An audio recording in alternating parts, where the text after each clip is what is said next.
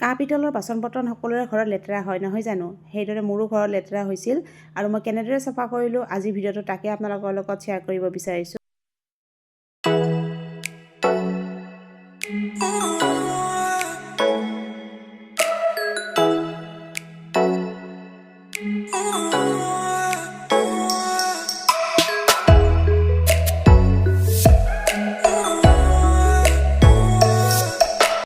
Hello' everyone, কি খবৰ আপোনালোকৰ? আশা কৰিছোঁ সকলোৱে ভালে কুশলে আছে, আমিও ভালে কুশলে আছোঁ।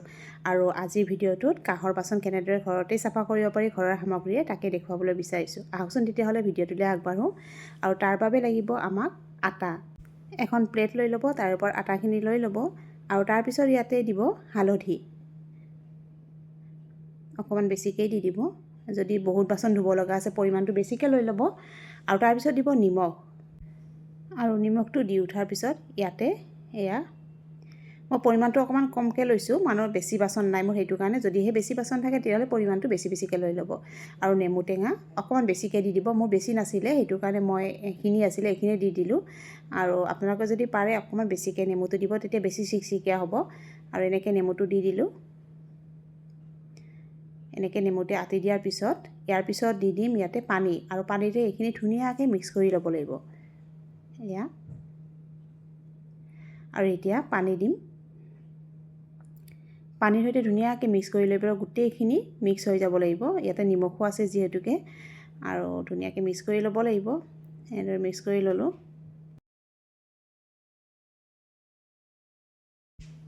বেছি গোটাও হ'ব নালাগিব, অকণমান পনীয়া কৰি লৈ ল'ব। জানিবইতো আপোনালোকে যিখিনি মানে মই ভিডিঅ'ত দেখাই আছোঁ তেনেধৰণে কৰি যাব গোটেইখিনি। এনেকৈ কৰিব। এইটো বহুত ডাঙৰ সমস্যা জানে, মোৰ বহুত ডাঙৰ সমস্যা। ইমান কাঁহৰ বাচন পিতলৰ বাচন ক'লা পৰি পৰি যাই থাকে, কিন্তু দোকানৰ পৰা কিনি আনি পেলাই চাফা কৰি থাকোঁ। তাত ভাবিলোঁ ঘৰতে কৰা সামগ্ৰীৰে কৰিব পাৰি নেকি চাওঁ। আৰু ইয়াতে নেমুৰ পৰিমাণটো অকণ বেছিকৈ লাগে, তেতিয়া মানে বেছি চিকচিকীয়া হয়। মোৰ আগৰ বাচন যিখিনি মই কাঁহৰ পিতলৰ বাচন ধুইছোঁ সেইখিনি বহুত বেছি চিকচিকীয়া হৈছে, ভিডিঅ'হে কৰা নাছিলোঁ। কিন্তু আজি মোৰ নেমুৰ পৰিমাণটো অকণমান কম হৈছে, একো নাই বাৰু তথাপি হ'ব। কিন্তু আপোনালোকে অকণমান বেছিকৈ লৈ ল'ব। আৰু এনেদৰে গুলি লৈ ল'লোঁ, এনেকুৱা ধৰণে কৰি ল'ব। এয়া আৰু এইখিনি এনেকৈ মিক্স কৰি লৈ ল'লোঁ, এয়া এনেকুৱাকৈ। আৰু এতিয়া মই এইখন শৰাইখন দেখিছেনে কেনেকুৱা ক'লা হৈ আছে, এই ছাইডবিলাক গোটেই। আৰু এইখন আজি চাফা কৰি আপোনালোকক দেখুৱাম। আহকচোন তেতিয়াহ'লে চাফা কৰিবলৈ লওঁ। আৰু এতিয়া ইয়াতে এইখিনি লগাই দিছোঁ। অকণ সময় লগাই থ'লে ভাল, কিন্তু মই লগাই থোৱা নাই, লগে লগে আপোনালোকক দেখাইছোঁ, দেখিছেনে? তথাপি অকণমান চাফা হৈ আহিছে, দেখা পাইছেনে? ধৰিব পাৰিছেনে? এয়া এইবিলাক অংশবিলাক ক'লা হৈ আছিলে, এইবিলাক বগা হৈ আহিছে।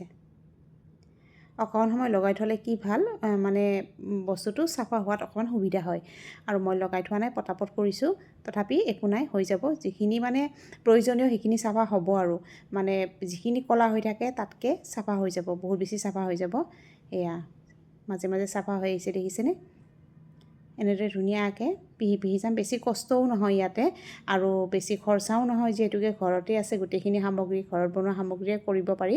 আৰু সেইটো কাৰণে পটাপট যদি কেতিয়াবা লগা হৈ যায়, ধৰক পূজা চূজা কৰিলে ঘপককৈ লাগতিয়াল এইবিলাক কাঁহৰ বস্তু লগা হৈ যায় ন, তেতিয়া ঘপককৈ এনেকৈ চাফা কৰি চিকচিকীয়া কৰি ধুই ল'ব পাৰি।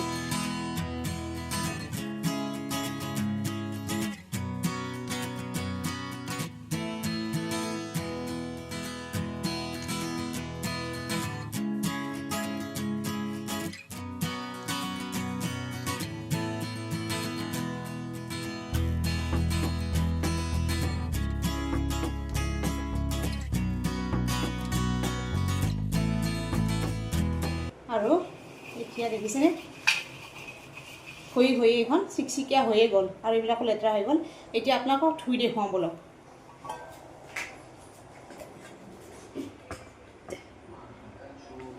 এতিয়া এইখন ধুই দেখুৱাওঁ।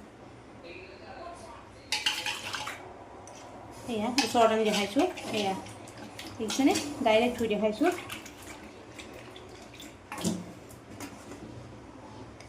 এয়া দেখিছেনে কিমান চিকচিকীয়া হৈ গ'ল।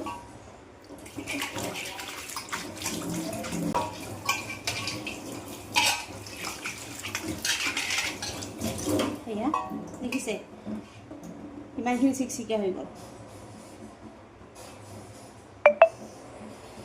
এয়া দেখিছেনে আগতে দেখা আৰু এতিয়া দেখা চাওক কিমান চিকচিকীয়া হৈ গ'ল। এনেকৈ সহজভাৱে ঘৰতে পিতলৰ বাচন চাফা কৰিব পাৰি। কাঁহ পিতল গোটেইখিনি চাফা কৰিব পাৰি।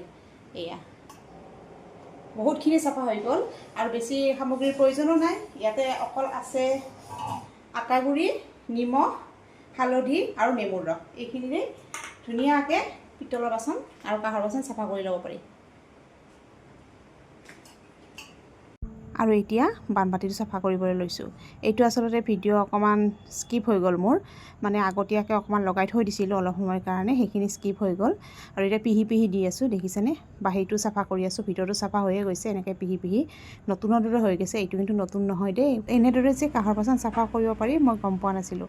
এজনী বান্ধৱীৰ ঘৰত গৈছিলোঁ, তাতে এনেদৰে চাফা কৰি আছিল আৰু তেতিয়াই মই গম পালোঁ।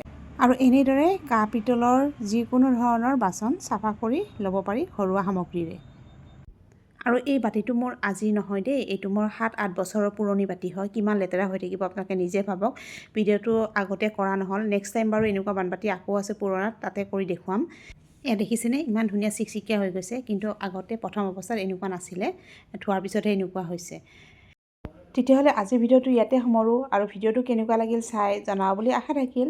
আৰু যদিহে অলপো উপকৃত হৈছে, ভিডিঅ'টো চাই উপকৃত হ'ব বুলি ভাবে, তেতিয়াহ'লে ছাবস্ক্ৰাইব কৰি দিব বুলি আশা কৰিলোঁ। আজিলৈ ইমানতে এৰিলোঁ। কাইলৈ আকৌ লগ পাম এটা নতুন ভিডিঅ'ৰ সৈতে। Bye bye.